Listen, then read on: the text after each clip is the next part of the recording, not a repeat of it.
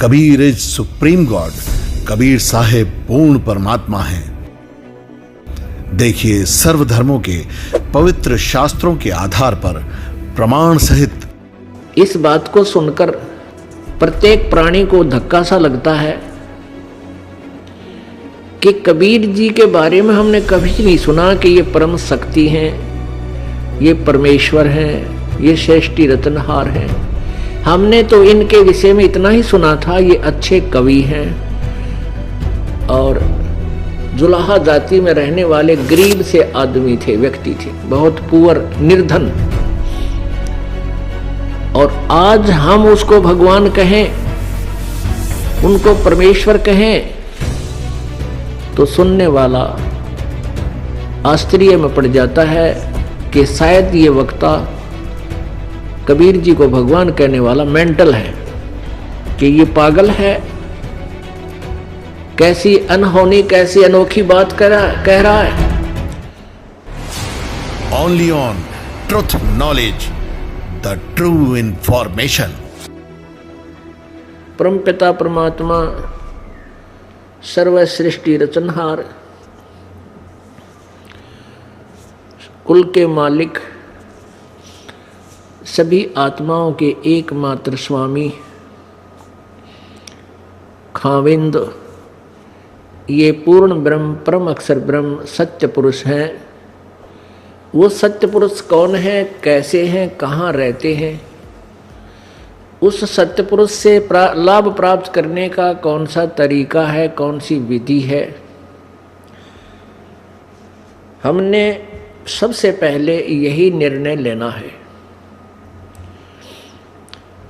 तो वो परमात्मा, वो पूर्ण ब्रह्म आज से लगभग 600 वर्ष पहले सन 1398 अर्थात संवत विक्रमी संवत 1455 ज्येष्ठ सुदी पूर्णमासी, जेठ मास की उत्तरते की पूर्णवासी को भारत की पवित्र भूमि पर, धरती पर, काशी अर्थात बनारस नगरी के लहर तारा नामक एक तालाब पर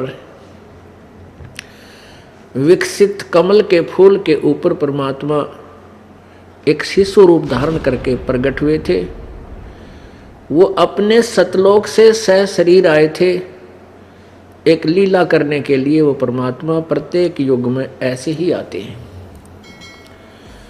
उस परमेश्वर को, बालक शिशु रूपधारी परमात्मा को, परमेश्वर को एक नीरू नीमा नाम के जुलाहा दंपति धानक जाति से संबंधित निसंतान थे। वो परमात्मा को, शिशु रूपधारी परमात्मा को उठा ले गए और अपने बच्चे के तरह उनकी परवरिश की। यही परमेश्वर बड़े होकर के जुलाहा कबीर, धानक रूप कबीर कहलाए। पुण्यात्माओं, इस बात को सुनकर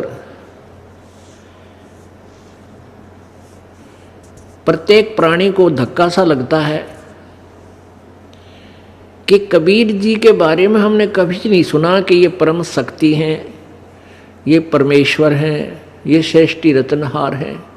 हमने तो इनके विषय में इतना ही सुना था, ये अच्छे कवि हैं और जुलाहा जाति में रहने वाले गरीब से आदमी थे, व्यक्ति थे, बहुत पुअर, निर्धन। और आज हम उसको भगवान कहें, उनको परमेश्वर कहें, तो सुनने वाला आश्चर्य में पड़ जाता है कि शायद ये वक्ता कबीर जी को भगवान कहने वाला मेंटल है, कि ये पागल है। कैसी अनहोनी, कैसी अनोखी बात कह रहा है। पुण्यात्मा, हमेशा सत्य कड़वी ही होती है, ये नियम है सत्य का। और इस कड़वी सत्य को जो सुन लेता है उसका बेड़ा पार हो जाता है। जैसे कोई रोगी है, उसको कड़वी दवाई खिलाई जाती है, जैसे मलेरिया हो जाता है, बुखार, मलेरिया, ज्वर हो गया, उसको वो कड़वी औषधि खानी ही पड़ेगी, तभी वो स्वस्थ हो पाएगा। ठीक इसी प्रकार कबीर इज गॉड, ये सुप्रीम गॉड है, सुप्रीम गॉड यानी सर्वोपरि प्रभु। उत्तम पुरुष तो अन्य परमात्मा इति उदाहरते, ये लोग तर्यम आविश्य विभर्ति अवैश्वर है, ये वो परमात्मा है जो पवित्र गीता जी अध्याय नंबर 15 के श्लोक नंबर 17 में जिसके विषय में विशेष विवेचन दिया है। और ये वही परमात्मा है जिसके विषय में गीता ज्ञानदाता अध्याय नंबर 15 के श्लोक नंबर 1 से 4 और गीता जी अध्याय नंबर 8 के श्लोक नंबर 3, 8, 9, 10, 18 से लेकर 21, 22 तक उसी परमेश्वर की महिमा, परम अक्षर ब्रह्म की, उस तीसरे अव्यक्त की महिमा कही गई है। और गीता जी अध्याय नंबर 18 के श्लोक नंबर 62 में, श्लोक नंबर 47 में, 46 में, श्लोक नंबर 66 में उसी परमेश्वर की महिमा गाई गई है। वैसे तो बहुत से स्थानों पर पवित्र गीता जी में सैकड़ों स्थानों पर परमात्मा अन्य भगवान जो गीता ज्ञानदाता से अन्य है, वो सुप्रीम पावर है, वो परम शक्ति है, उसका बहुत जगह पे विवेचन है, वर्णन है।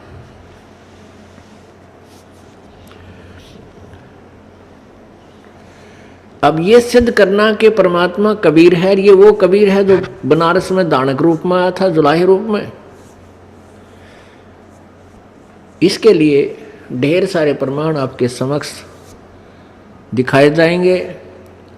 सदग्रंथ जिसमें परमेश्वर की महिमा कही गई है वो रूबरू कराए जाएंगे। और बुद्धिमान समाज है, शिक्षित समाज है, एजुकेटेड है, अब समझने में देरी नहीं लगेगी।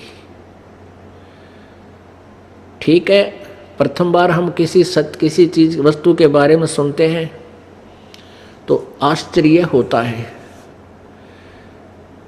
काफी समय पहले बताते हैं एक वैज्ञानिक ने पहले क्या छोड़ी थी कि पृथ्वी के चारों ओर सूर्य घूमता है, और सभी ने वैज्ञानिकों ने स्वीकार कर रखा था। एक वैज्ञानिक ने कहा नहीं, सूर्य के चारों ओर पृथ्वी घूमती है। इस बात का इतना, इस सच्चाई का इतना कड़ा विरोध हुआ। भोली जनता ने उन पादरियों के कहने से, उन धार्मिक गुरुओं के कहने से इतना विरोध किया कि ये झूठ बोलता है, उनको फांसी की सजा दिलवा दी। और 400 वर्ष के बाद अब उनसे माफी मांगी उस मृत्यु प्राप्त वैज्ञानिक से कि तू सच कहता था और आपके साथ जो बदसलूकी हुई उसके लिए अक्षमा याचना करते। ईब के टिंडे लेने मांगी, अब वो मर लिया, मार दिया, अब अक्षमा याचना करते हैं। इन दुष्टों ने ऐसे नाश करवाए हैं। जो ज्ञानहीन स्वार्थी लोगों ने ऐसे ही पुण्यात्माओं के साथ विरोध करवाया और उनको मृत्यु के घाट पहुंचवा दिया। जैसे ईसा मसीह के साथ जी के साथ यही विरोध हुआ था। और जिनकी रोजी रोटी को, जिन उन धार्मिक व्यक्तियों की रोजी रोटी को खतरा हो गया था, उन्होंने ईसा मसीह जी का विरोध किया और उनको भी क्रश करवा दिया। तो कारण क्या रहा कि उस समय जनता जागृत, शिक्षित नहीं थी। और आज इस दास के साथ वही रिहर्सल की गई, लेकिन अब जनता जागृत है, शिक्षित है, सदग्रंथ हमारे पास उपलब्ध हैं। इन पाप आत्माओं की दाढ़ इब गले को न्यार ना गली, क्योंकि परमेश्वर ने कहा है कि इस कलयुग में जो बिचली पीढ़ी आवेगी उसमें पूरे विश्व में मेरा ही ज्ञान रहेगा। धर्मदास जी, धर्मदास एक महापुरुष हुए, अच्छी श्रेष्ठ आत्मा हुई है, जिनको परमात्मा से आकर मिले थे। उसको बताया था कि सतयुग के बिचली पीढ़ी जब आएगी, अब तो मैं आया हूं प्रथम चरण में। सन 1398 में, 600 वर्ष पहले प्रथम चरण था परमात्मा का। अब ये मध्य वाला चरण है, बिचली पीढ़ी अब शुरू हो गई है सन 1947 में भारत आज़ाद हुआ और उसके बाद शिक्षा का दौर एकदम दावानल की तरह फैल गया। पूरा भारतवर्ष शिक्षित हुआ, बूढ़े भी पढ़ा दिए, बुढ़िया भी पढ़ा दी, अक्षर ज्ञान युक्त हो गए। इसका यही कारण था कि अब हम सदग्रंथों को पहचानेंगे, आँखों देखेंगे और परमात्मा को परमात्मा मानेंगे। जब तक हमें ये दृढ़ विश्वास नहीं होगा कि जिसको हम भगवान मान रहे हैं, जिसकी हम साधना कर रहे हैं, ये सत्य है, तब तक हम भक्ति क्षेत्र में सफल नहीं हो सकते। अपने आत्माओं, कौन परमात्मा कौन है, कैसा है, कहाँ रहता है, उसका वास्तविक नाम क्या है, उसके पाने की विधि, वो मंत्र क्या है, कौन है, ये निर्णय करना होगा। इस निर्णय को करके ही हम परमात्मा प्राप्ति कर सकेंगे। उसके लिए एक तो प्रथम आधार है शास्त्र। सबसे पहले हम शास्त्रों को, सदग्रंथों को आधार मानकर चलेंगे कि जिनमें ये लिखा हुआ है कि परमात्मा कबीर है और वो वही कबीर है जो बनारस में आया था। और दूसरा ये है कि वो परमात्मा साकार है। अभी तक हमने प्रभु के विषय में निराकार सुना है, लेकिन परमात्मा साकार है। ये साकार का प्रमाण भी हमने बहुत बार दिखाना होगा आपको। तब हमारी जो रॉन्ग सिद्धांत, रॉन्ग थ्योरी थी, वो गलत सिद्धांत था कि भगवान निराकार है, सभी ने निराकार बता रखा है, वो तभी हमारे हृदय से हटेगी जब हम आँखों देखेंगे प्रमाणों को, और साथ में फिर आँखों जिन्होंने परमात्मा को देखा अर्थात साक्षात्कार किया, उन महापुरुषों के द्वारा दिए गए एफिडेविट अर्थात गवाही, उनके द्वारा